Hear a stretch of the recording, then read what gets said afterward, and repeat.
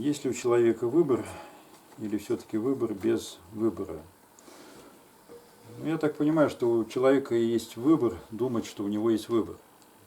На самом деле все, что здесь происходит, и вы даже можете сами это увидеть, что выбора-то по сути никакого нет.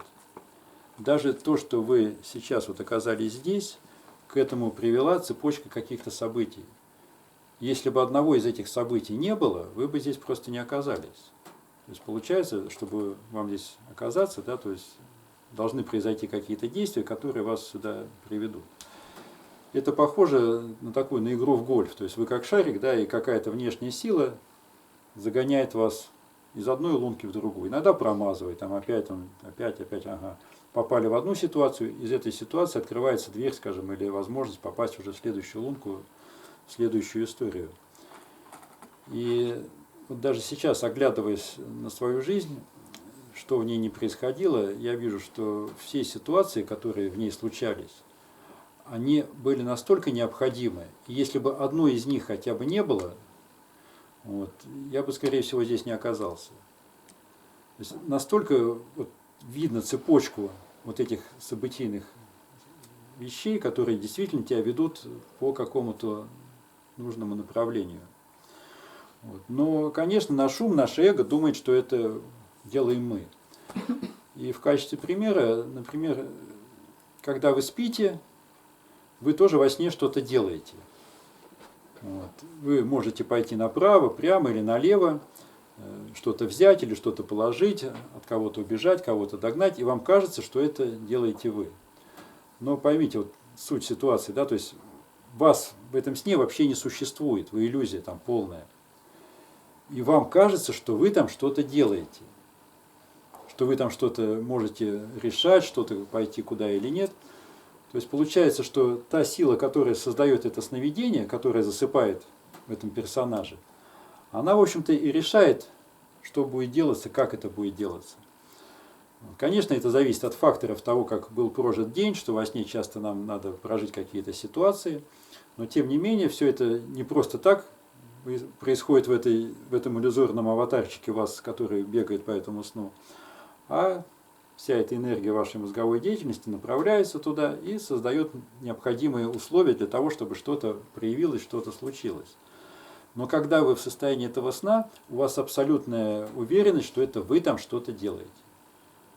Что это что-то ваше, например, это там ваша машина, или вы ее разбили, вы там очень печалитесь и пойдете там туда-то, туда-то или туда-то. Причем интересно, я во сне даже замечаю, когда я во сне с кем-то общаюсь, в таком полуосознанном сновидении, я наблюдаю, что я, общаясь с человеком во сне, я думаю, что ему сказать, а что не сказать.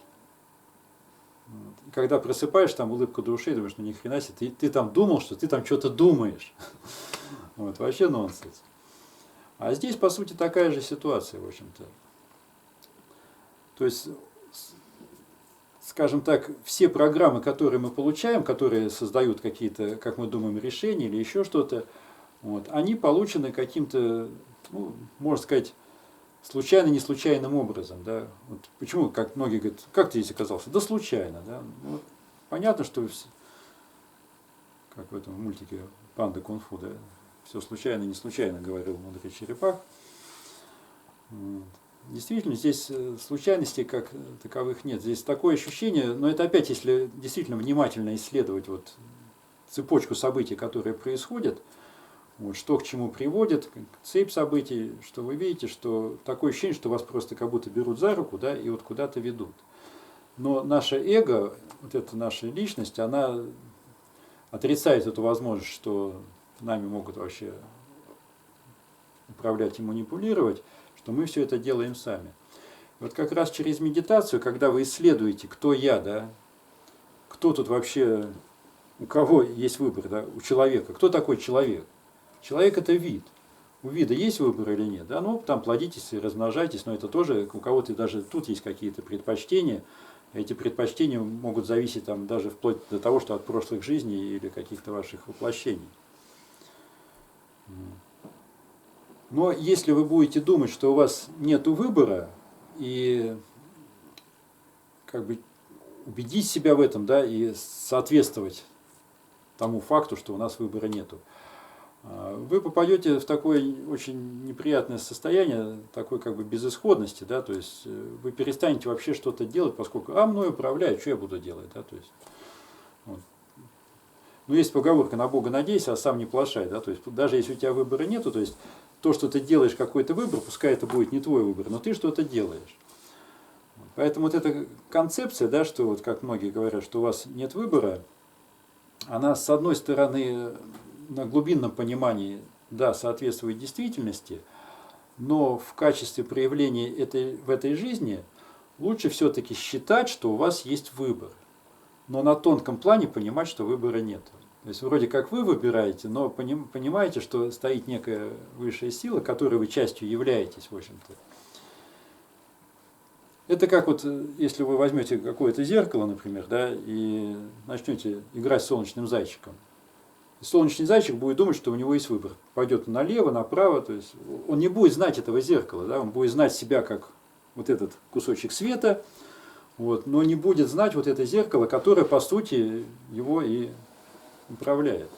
Им управляет. У нас такая же ситуация, то есть мы как кусочек вот этого света, но не чувствуем, не видим вот этого зеркала, которое зеркалит все наши события, и получается вот это как бы выбор, да, куда попадет, куда нет.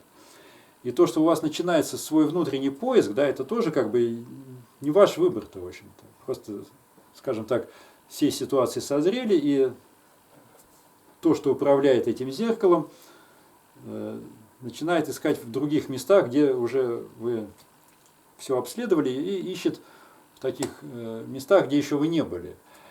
И что в конце концов получается? То есть, когда зеркало, если вы направите на солнышко, на источник света, то солнечный зайчик-то, по сути, в общем-то, растворится в том, что создало его через это зеркало.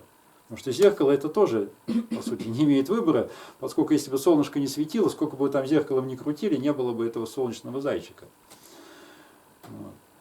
Поэтому, по сути, вот процесс самопознания, как раз это вот тоже, можно сказать, такой поиск вот этого солнечного зайчика. Сначала зеркало, и потом, когда это зеркало направляется на источник, то есть вы замыкаетесь в самом себе, находите сам себя, но исчезаете, как вот этот солнечный зайчик. Вот, потому что сейчас мы пока считаем, да, что вот я зайчик, я там кусочек света, я там частица Бога или еще что-то.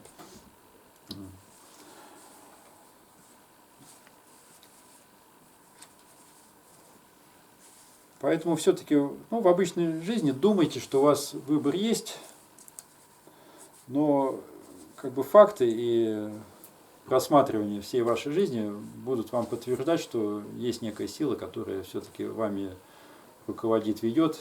И в моем понимании не стоит ей сопротивляться. Да? То есть как раз чем больше вы ей сопротивляетесь, тем больше крюков и меньше шансов будет загнать с первого удара в лунку, да, когда вы через какие-то позиции.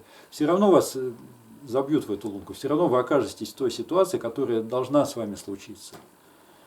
И часто вот люди, пытаясь избегать какой-то ситуации, видят, что они повторяются. Вот. Но как только он с этой ситуацией разбирается, все, эти ситуации перестают повторяться. И вы идете уже к следующему этапу. Вот часто даже в отношениях, да, то есть там мужчина или женщина, то есть с кем-то женился, неудачно, какой-то неудачный был брак, что-то там не сложилось, не получилось, и разошлись, в следующий раз женился, та же фигня, что там у женщины, что у мужчины, получает такого же там, как она говорит, козла или такую же там козу, вот. Следующую, пока не разберется, в чем причина, в чем суть, да. Вот. И когда он разбирается, он видит, что, в общем-то, все те, кого он там отвергал, в общем-то, были абсолютно нормальными людьми, что причина-то, скорее всего, была в нем. Вот. В ситуациях в жизни, да, то есть я когда молодой был, я там любил подраться, то есть такой был хулиганистый товарищ. Вот. И все время, как прохожу мимо какой-нибудь компании, обязательно кто-нибудь чего-нибудь зацепится. И, то есть, была такая энергия вот такого, как бы. Вот. А потом, когда вот во мне стало больше не манипуристая эта энергия идти, а анахатная, да, то есть я помню, как шел по Невскому, и там вагон дембелей пьяных такие по Невскому шли, всех там трясли, там деньги, там морду кому-то били. Вот. А я иду, у меня какое-то такое состояние очень хорошее. Вот. Я смотрю, там все там по стеночкам прижимаются. А я как-то сквозь них, сквозь эту толпу иду, как-то мне за них радостно стало. Думаю, ребята дембельнулись, молодцы, хоть и бухие, но что, сам когда-то был дембелем. Вот. Я как-то сквозь них прошел, они там меня даже, в общем-то, и не заметили. То есть, как бы закрылся вот эта ситуация, да. Но пока я думал выбирать, бить или не бить, пить или не пить, да, то есть это все случалось и случалось.